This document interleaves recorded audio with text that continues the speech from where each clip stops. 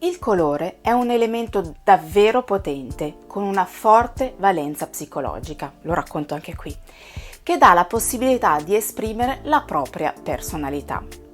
Un corretto utilizzo del colore in casa ti permetterà di vivere al meglio ogni ambiente perché ti sentirai sempre rappresentata. Perciò oggi vedremo come abbinare i colori per creare una palette che renda i tuoi ambienti unici.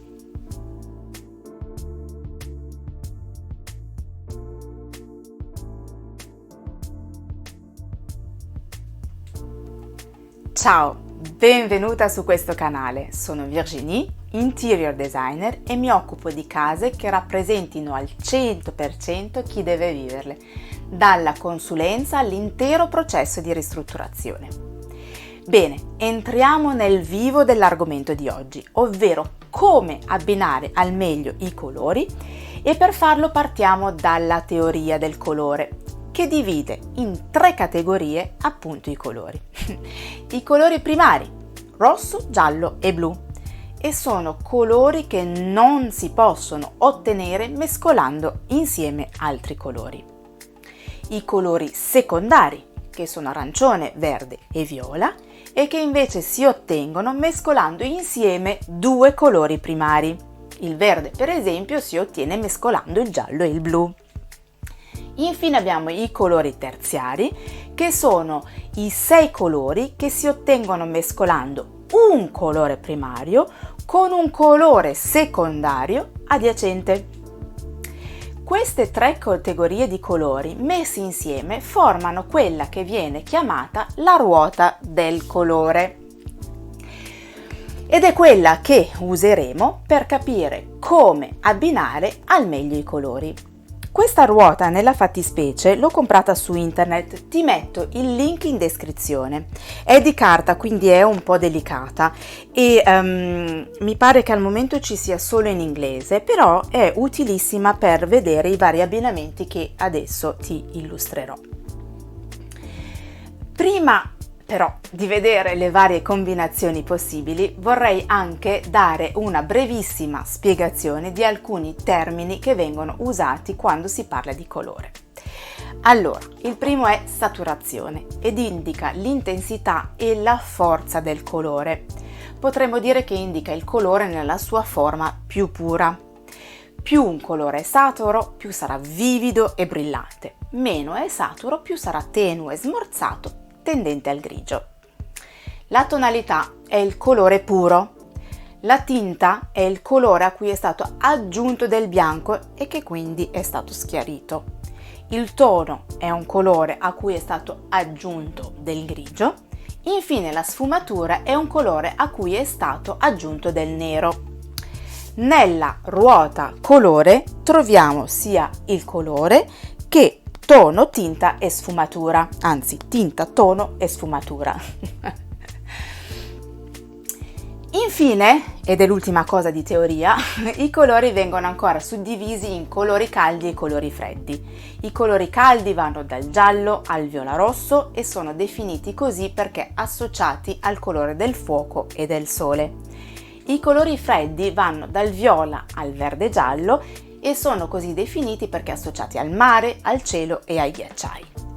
Ok, fatta questa doverosa premessa, vediamo ora davvero gli abbinamenti possibili.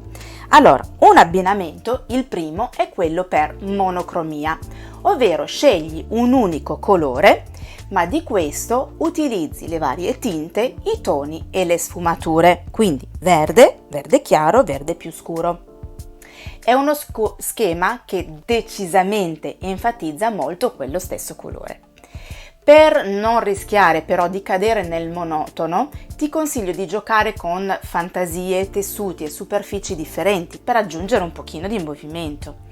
Inoltre ricorda di aggiungere anche tessuti naturali o metalli per dare maggiore tridimensionalità. Abbiamo poi l'abbinamento per analogia, giro perché se no non riusciamo a farlo, ed è quello per cui, scelto un colore, io lo abbino col colore che sta a destra e a sinistra di questo stesso colore. Questi colori vengono anche chiamati colori adiacenti.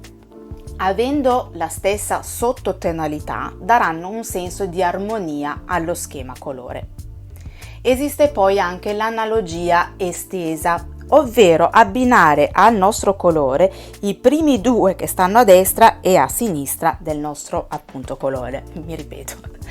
E questo tipo di abbinamento renderà lo schema colore un po' più dinamico rispetto all'analogo puro.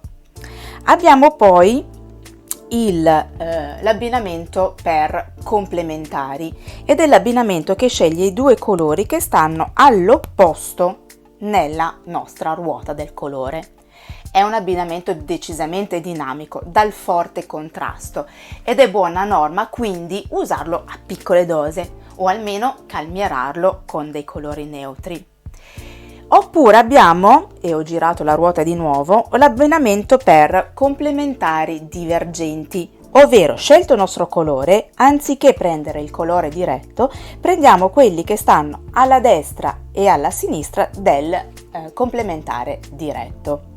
Anche questo è un abbinamento abbastanza forte, quindi di nuovo meglio calmierarlo con dei neutri. Abbiamo ancora il triadico. Come per l'abbinamento per analogia e complementari divergenti abbiamo 3 colori, solo che si otterranno disegnando un triangolo equilatero nella nostra ruota, ovvero questo, questo e questo. Colori primari e secondari formano tra di loro un triadico. Questo è un abbinamento decisamente dinamico e anche abbastanza insolito. Per unire al meglio queste tipologie di abbinamento c'è una piccola regola che potrebbe essere utile ed è la regola del 60-30-10, ovvero significa scegliere un colore come colore dominante e usarlo al 60% nella stanza, magari sulle pareti e negli elementi più grandi. Un altro colore sarà quello secondario ed è usato al 30%, magari nelle tende, in oggetti meno grandi come potrebbe essere un puff, una poltrona anche.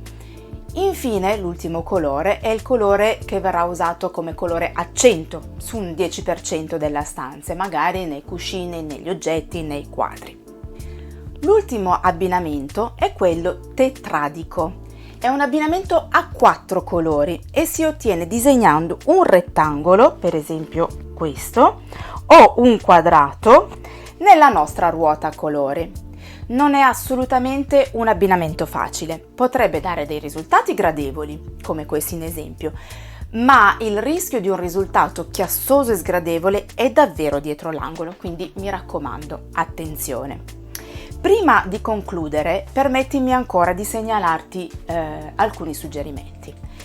Prima di tutto, non è necessario che tutto sia coloratissimo. Se sei una persona che ama i neutri, ma sei attirata da questi schemi colori, puoi inserirli in piccoli elementi nelle decorazioni come quadri, cuscini, nei tessili e in altri oggetti. Inoltre, con accortezza e parsimonia si possono combinare più paletti insieme. Per esempio, in un ambiente prevalentemente monocromatico, potrai decidere di dare del brio con oggetti e decorazioni che abbiano un altro tipo di palette, magari quella complementare. Infine, se hai colori differenti nelle varie stanze, lega i vari ambienti con un colore accento. Farà da filo conduttore, rendendo i vari ambienti più armoniosi e bilanciati. Ricordati comunque che per qualunque dubbio puoi scrivermi nei commenti e io sarò ben lieta di darti una mano. Se il video ti è piaciuto fammelo sapere con un like o con un commento e se non l'hai ancora fatto iscriviti al mio canale. Ricordati anche della campanellina, così sarai avvisata quando uscirà il prossimo video. Buona giornata, a presto, ciao!